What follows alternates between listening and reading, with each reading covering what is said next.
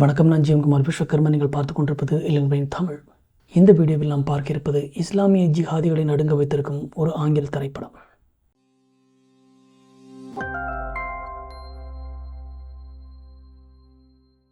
அந்த திரைப்படம் ஜெர்மன் இயக்குனர் உவே போல் இயக்கத்தில் ஆர்மி ஹேமர் நடிப்பில் ஜூன் 2026 வெளியாகி சர்வதேச அளவில் மிகப்பெரிய அரசியல் புயலை கிளப்பியுள்ள சிட்டிசன் விஜிலாண்டே என்கிற திரைப்படம். The truth is this: you are all being used. The vigilante citizen is delivering a brand of justice that some believe the authorities have failed to provide, targeting both criminals and those in power accused of allowing crime to flourish unchecked. There's been a lot said about me, so I thought you should hear directly from me. இந்த திரைப்படம் ஐரோப்பாவின் சட்ட ஒழுங்கு சீர்குலைவு மற்றும் புலம்பெயர்ந்தோர்களில் முக்கியமாக இஸ்லாமியர்களின் குற்றங்களை மையமாக வைத்து எடுக்கப்பட்டதால் இடதுசாரி தாராளவாதிகள், அதாவது லெஃப்ட் லிபரல்ஸ் மற்றும் சில இஸ்லாமிய அமைப்புகளிடையே கடும் கொந்தளிப்பை ஏற்படுத்தியிருக்கிறது.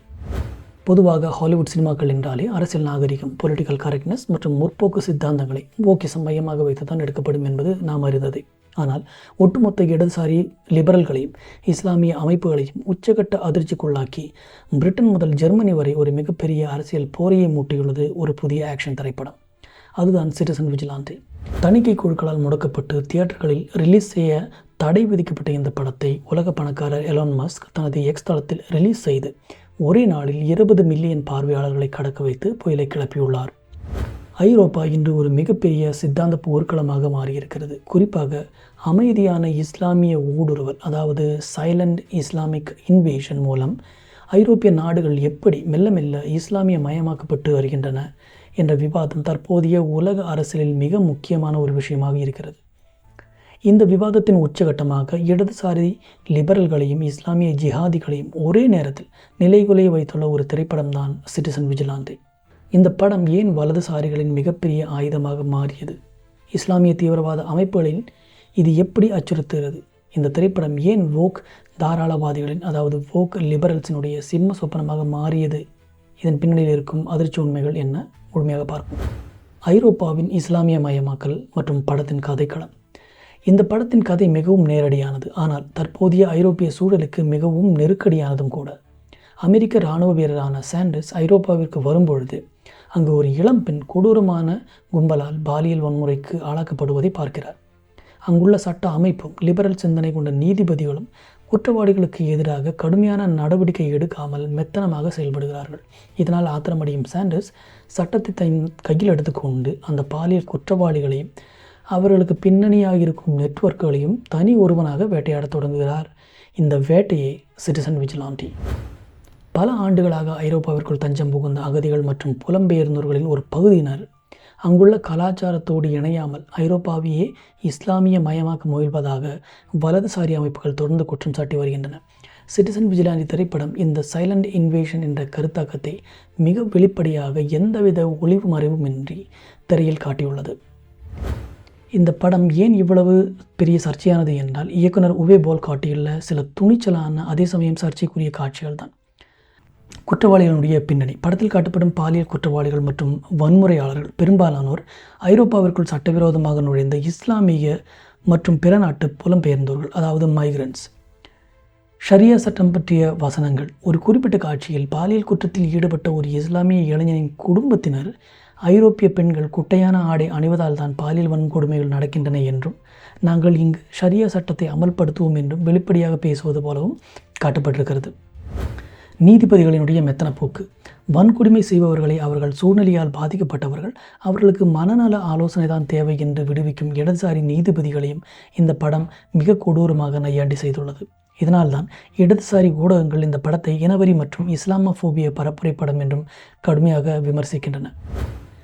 இந்த படத்தின் இரண்டாம் பாதியும் இறுதி காட்சியும் இதற்கு முன் எந்த ஒரு உலக சினிமாவும் துணியாத ஒரு மிக கொடூரமான ஆக்ரோஷமான இரத்த வேட்டையாக மாறுகிறது.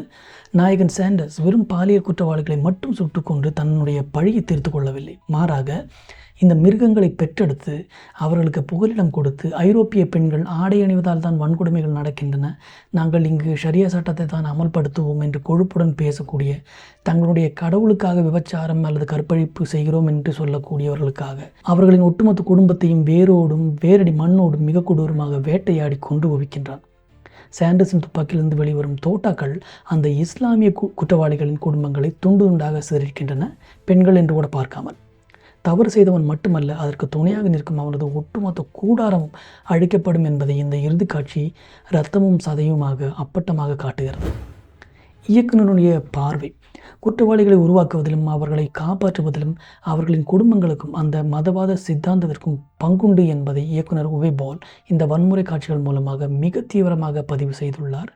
இந்த இரத்த களரியான பழிவாங்கும் காட்சிகள் தியேட்டர்களின் பார்வைகளை உறைய வைத்திருக்கிறது. குற்றவாளிகளின் குடும்பங்களை சாண்டர்ஸ் இவ்வாறு முற்றிலும் அழிப்பது ஐரோப்பாவில் உள்ள இஸ்லாமிய ஜிகாதிகளுக்கு விடுக்கப்பட்ட ஒரு நேரடி அச்சுறுத்தலாகவும் எச்சரிக்கையாகவும் இந்த படத்தில் காட்டப்படுகிறது.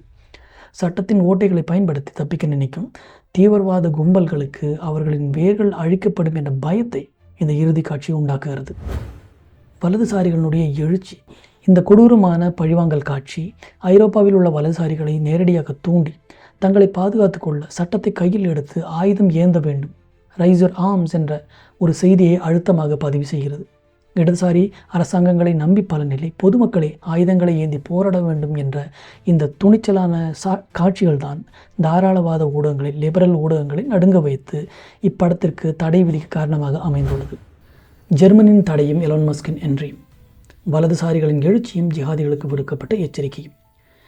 இடதுசாரி அமைப்புகளின் அழுத்தத்தால் ஜெர்மனியின் திரைப்பட தணிக்கை வாரியம் இந்த திரைப்படத்திற்கு வயது வரம்பு சான்றிதழ், அதாவது ஏஜ் ரேட்டிங் வழங்க மறுத்து மறைமுகமாக படத்தை முழுமையாக தடை செய்திருக்கிறது. தியேட்டர்களிலோ நெட்ஃப்ளிக்ஸ் போன்ற முன்னணி OTT தளங்களிலோ இதை ரிலீஸ் செய்ய முடியாத நிலையும் ஏற்பட்டிருக்கிறது. எலான் மஸ்கினுடைய பதிலடி. லிபரல்ஸ் இந்த தடையை கொண்டாடி கொண்டிருந்த பொழுதுதான் எலான் மஸ்க் உள்ளே வந்தார். கருத்து சுதந்திரத்தை நசுக்கக்கூடாது என்று கூறி தனது எக்ஸ் சமூக வலைதளத்தில் இந்த முழு திரைப்படத்தை 48 மணி நேரத்திற்கு இலவசமாக பார்க்க அனுமதித்தார். இதன் விளைவாக அமேசான் மற்றும் ஆப்பிள் OTT தளங்களில் இந்த படம் டாப் 10 வரிசைக்கு முன்னேறி வட அமெரிக்காவில் முதலிடத்தை பிடித்திருக்கிறது. வோக் லிபரல்ஸ் எதை மறைக்க நினைத்தார்களோ அது உலக அளவில் பிரபலமாகி இருக்கிறது.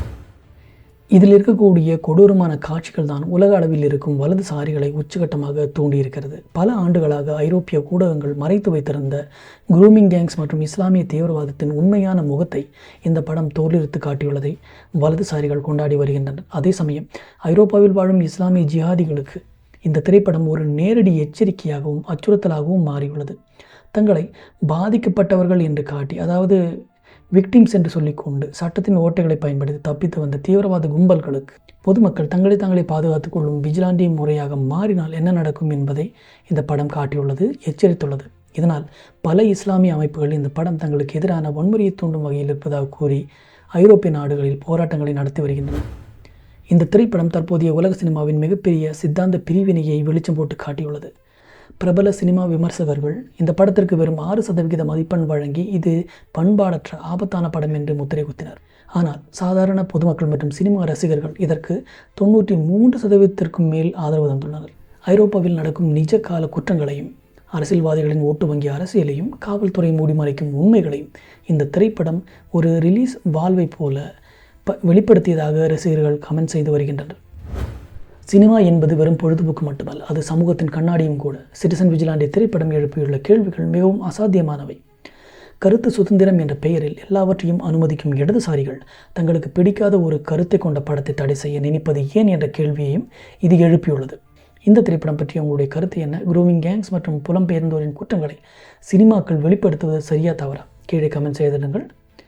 நன்றி, வணக்கம். நான் ஜீவன்குமார் விஸ்வகர்மன். நீங்கள் பார்த்து கொண்டிருந்தது இறையன்பன் தமிழ்.